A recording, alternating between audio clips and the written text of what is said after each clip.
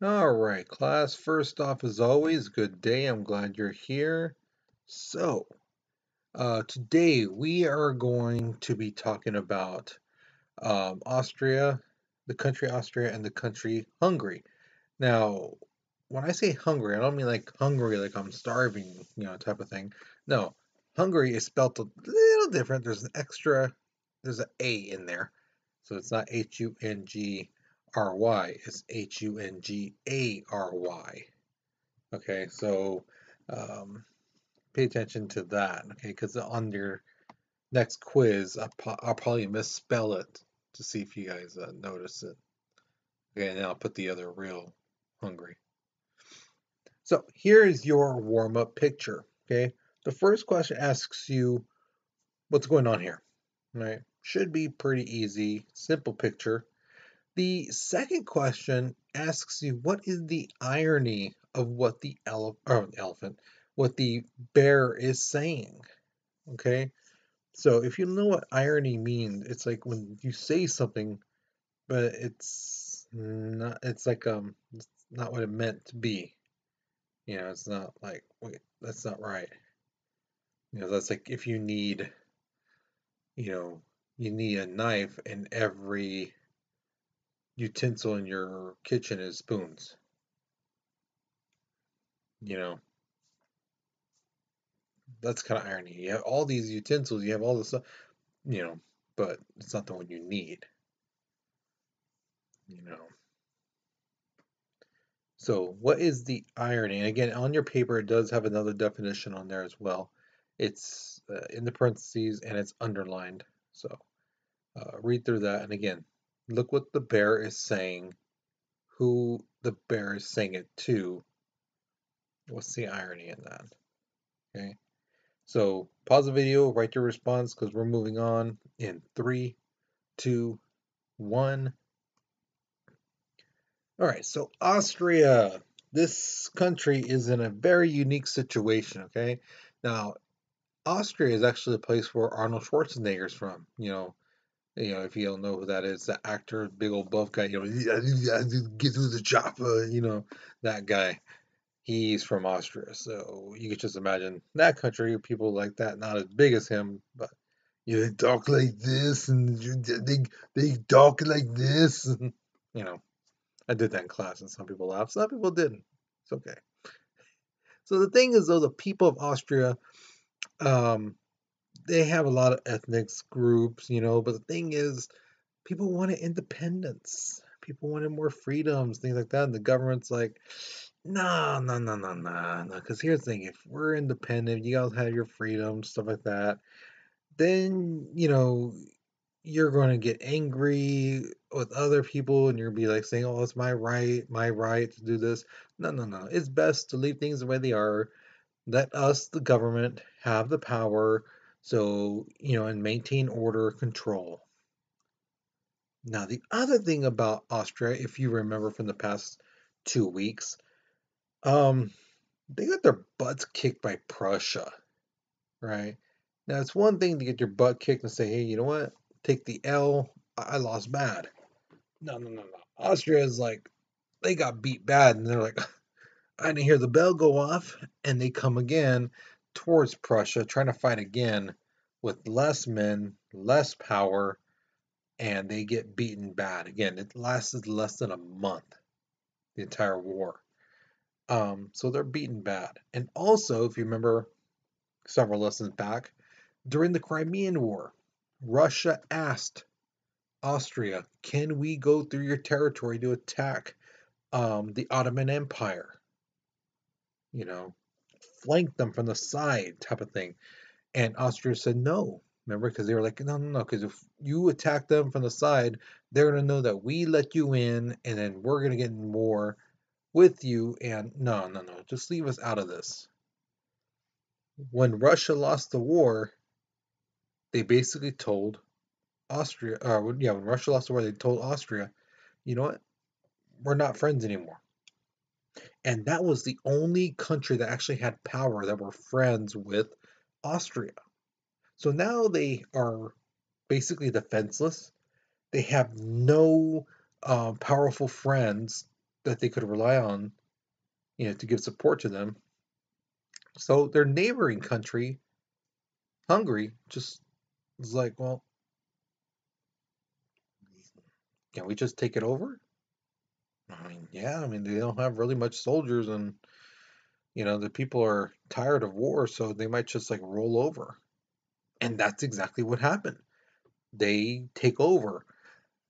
Now, when they take over, they come to an agreement, and this becomes known as the Compromise of 1867. What the compromise composes of might shock you.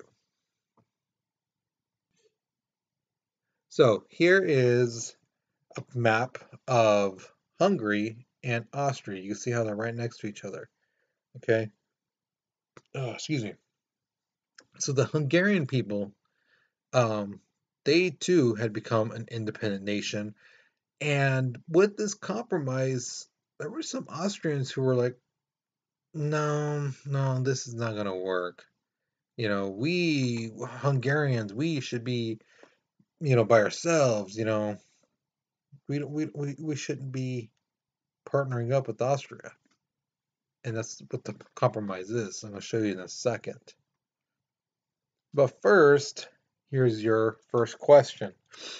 What are 5 moments that you feel are significant that happened in your lifetime? Okay, now could be things that happen around the world, things that just happen here in the United States. It could even be something that's like personal, something that happened in your personal life. Okay, so an example for me, which none of you guys should write down because this has not happened to you. You guys weren't even alive when this happened. September 11th.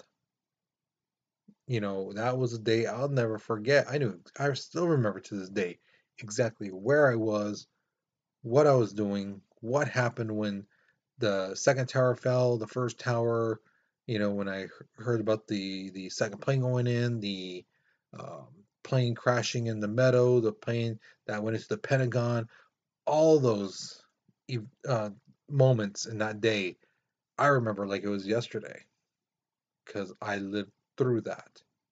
That was one of my generation's Pearl Harbor, you know. So none of you guys should be having that down because none of you guys were alive during that time. And no putting, oh, the day I was born. No, you cannot remember that, because no, you don't remember that. Taking your first steps, no, none of that stuff. If you put any of that stuff down, you are automatically going to lose points on that. Okay, and yes, you do need to have 5 things.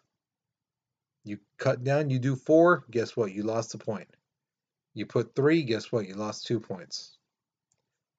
5 moments that were significant in your life. Okay? Again, could be worldwide, could be an incident that just happened in our country, it could be just something that happened in our state, our city, or just in your personal life. Okay? So think about it, pause the video, write down your response. Okay, because we're moving on in 3, 2, 1. So with that compromise of 1867, it brought the country, these two countries together, Austria Hungary, and that's what it became known as, Austria Hungary. Not really creative, but yeah. So here's the thing, they are two countries, but they are unified. So each side, Austria and Hungary, had their own constitution. They had their own legislatures, meaning they can make their own laws. They had their own form of government and their own capitals. Okay, Austria's capital is Vienna. Hungary's capital is Budapest. Okay, so if you've ever watched the Marvel movies, you'll hear like Black Widow and Hawkeye, they always say, oh, it's just like Budapest, or oh, this reminds me of Budapest. Now you know where they're talking about. Okay. Um, Now, in order to keep these two states, these two countries together, they had to have one single king, one single monarch. And it just so happens that the guy that was in charge of Hungary was actually going to be like the next person in line to be king of Austria. Because remember, like I told you last class, kings and queens would have sons and daughters, and they would marry them to another royal family, another country. So let's say a king and queen of Austria, they would have their son or daughter marry the son or daughter of Germany. That's how they kept alliances, things like that, through the marriage of their kids. So when those people had kids, then they are the next heir to. Typically, they would be the next heir to the land of the father. But if something happened in the mother's country, they are still in line, and that's what happened with this guy, Francis Joseph, the one you see in this picture right here with that mean old mustache chops he has right there. Yeah, he was the next king of Austria. He was the next in line through blood. So it was like, oh, well, that's kind of convenient. So that's what happened. So Austria-Hungary had one army, one foreign policy, and one system of finance, meaning they had the same dollar. Both Austria and Hungary shared the same type of dollar. Now, I'm sure you're thinking, well, what is that important? Why is that? Who cares? Well, because when you go to country, sometimes they don't allow you to do a simple exchange of the money. Okay. Like if you go to Mexico and something costs 100 some pesos, that could be like $1.50. But over there, they might say, oh, $5. Well, to you, $5 is nothing, but over there, it's worth a lot. So they might try to cheat you out from $5 and 150 is a difference, a pretty big difference. So people felt, hey, I can spend this dollar here in Hungary or go to Austria and spend that money, same money there. And they don't have to worry about doing the exchange. So now Austria-Hungary is now one unified, powerful country. They don't need any allies, any help. Okay? They don't truly need it. But if a country said, hey, you know what, let us have peace. If let's say France came to Austria-Hungary saying, let us have peace, they would be like, okay, cool. You want to be friends with us? Awesome, nice. But if another country said, we don't want to be friends with you, Austria-Hungary's like, okay, fine, cool. You're not hurting me. Okay. They, again, allies were welcomed, allies were seen as very helpful. But did they need these friends? Did they need these countries? No, they were self sufficient. Okay. Now, here's your next question. If we, the United States, had to merge with either Mexico or Canada, which country do you think we'd work better with and why? Okay. Now, here's the thing. I know some of you guys have heard rumors about Canada, like, oh, I heard those people are really nice. They are. They are. They really are a lot of nice people up there. Okay. Another thing you may have heard, which is true, they don't lock their doors. They don't lock their doors. Okay. That's another true thing. Okay. So, yes. Well, considering that now, too, um, which one do you think we'd get along better with? Mexico or Canada? And yes, Canada is a bigger country, but a large portion of that is ice. So take that into consideration too. Yes, it's a lot of territory, but it's also a lot of ice. Okay, so the writing prompts right there if you need it. Okay, so think about it, write your response because we're moving on in 3, 2, 1. All right, so Napoleon III, we're actually going to be talking a little bit about him today, and then next week we'll talk about him more in depth. So Napoleon III was, I'm going to kill this word again. I always have trouble saying it. Authoritarian. I think I said it right. Authoritarian. Okay, I have trouble with that word. It's also known as an autocratic type of government or leader. It's a person who takes no account of another person's wishes or opinions. Another definition of this would be domineering. Okay. So basically, like if you've ever had like a really good idea, a really, a good solution to a problem in your family, and everyone's like, oh, okay, yeah, yeah, you're younger, you don't know nothing. Okay, yeah, whatever, whatever, whatever. That's the thing. You have the opinions, you have a good idea, and your older family members, mom, dad, uncles, whomever, um, they're like, okay, whatever. I'm not listening to you. Yeah, say something, whatever, but I'm not really going to take your opinion. The same thing with autocratic. They're not taking people's opinions. They don't care. Napoleon III was in control of the armed forces, so the army, like most presidents and things like that. Yeah. But here's the thing, too. He was in control of the police. Okay. The police is local level. He was in control of the police. Let's say, like the president of the United States being in control of the Fresno PD, the San Francisco PD, the LA PD, the Chicago PD. I mean, that's local things that they should be doing. But in this case, it'd be the president who's in charge of it. So Napoleon III control all that, as well as civil services. So things that were created to help citizens. So like in our country, we have stuff like WIC, we have Medicare, we have like EBT, stuff like that. So the president would be in charge of that. You know, in this case, if we were back then with Napoleon, he would be in control of that kind of stuff. And he's like, whether people get those services or not, it's up to him. Okay, he also introduced legislation, which is laws, and he declared war. Okay, now you would think with all this going on, people would be like, oh no, heck no, he sucks, we just get rid of him. But actually, life was pretty good for them for the first 5 years in his control. It was actually pretty successful. But the thing is, when people started realizing, like, hey, um, this is kind of some shady stuff. I don't like what's going on here. What Napoleon did was very smart. He actually raised the economy. People got raises in their money. So instead of being paid $10 an hour, people started getting paid like $18 an hour. Instead of 20, 27. So people started making money. And with that, people started living better, eating better, buying things, enjoying life more. So they kind of stopped thinking about how Napoleon's doing things to hurt them or possibly hurting them because now they're living large with this money.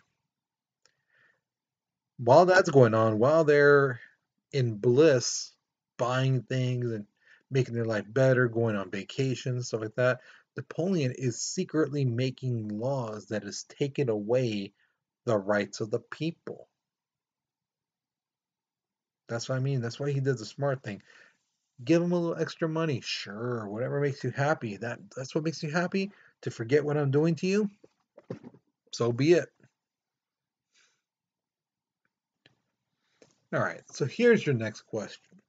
If you notice something was wrong in our country, like the president doing something that could ultimately lead to people getting hurt, and then all of a sudden the government comes to you and is like, hey, keep your mouth shut and we'll pay you, you know, would you take it? Would you take that bribe? Now, I know it's easy to say, no, I would never take that bribe. No, there's no way. If there is even one type of scenario where you might go, maybe, then you would. Okay, if you have to think about it, any type of scenario, then yes, you can be bought. Okay, so if you feel that way, like maybe if there was this little situation, maybe okay, then tell me what would be your price for that little situation, that little scenario. What would be your price? The next one is like again, too, is if you are like, there's no way People are getting hurt. I cannot allow that to happen. I would say no to the bribe. If that's the case, tell me what your next step would be. Okay? Because if you say no to the government, do you think they're just going to roll over and go, well, okay, well, we tried and that's it? They might try to do something. So, what would be your next step if you say no? Okay? So, think about it. Okay, again, really honestly think about it. What is there any scenario where you would say, I'll take the bribe? And if so, what's your price? But if you say absolutely not, you cannot be bought, what would be your next step? Okay, so write your response because we're moving on in three, two, one. All right, so now we come to your exit ticket. Remember, you're only answering one of these three questions, okay? The first one says, which do you feel, or which one do you think really forced Austria to join up with Hungary? Do you think that it was the fighting with Prussia twice that left them with little to no soldiers? Or do you think it's the fact that Russia no longer supported Austria? They had no powerful friends. They had no backup. So which one do you think it was and why? Why'd you choose that one?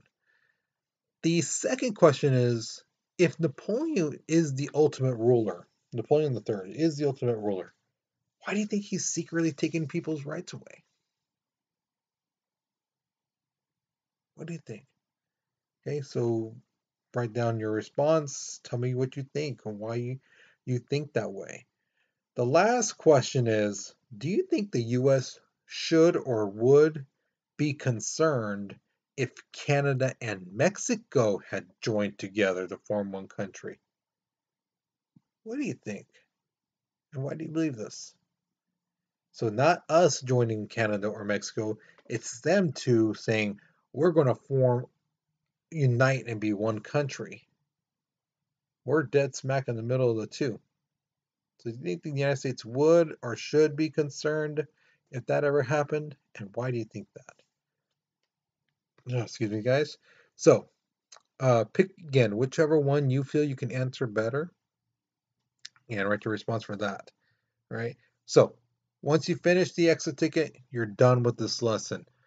Guys, hopefully you learned something new. Hopefully you enjoyed this lesson. Okay? You guys, you take care, be safe, and I'll see you guys later. Okay?